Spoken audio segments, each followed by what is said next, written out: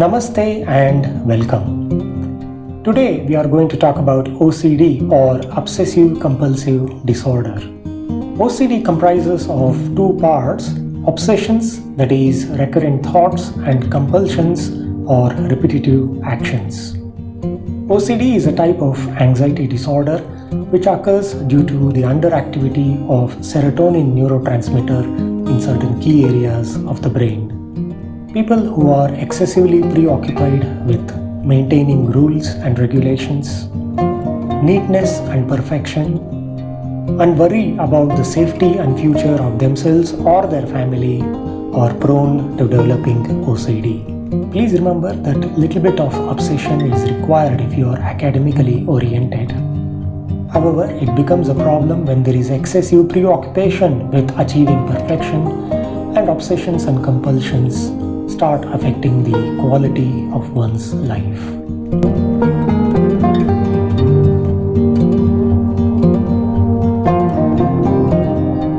OCD is characterized by recurrent thoughts, feelings, images, and impulses which are intrusive by nature. That is, the patient tries to resist having them, but these thoughts and images keep intruding in his or her mind. As a result, distress or anxiety worsens.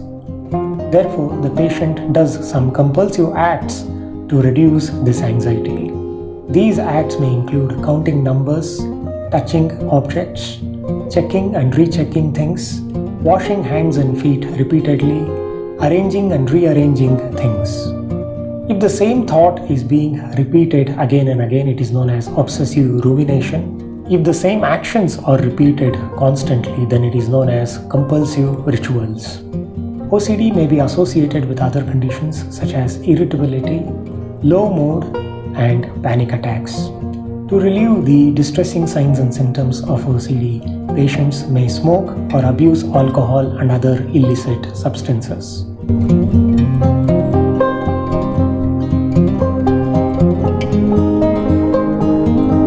OCD can be treated by giving the SSRI group of medications, which include fluoxetine, fluvoxamine, and sertraline.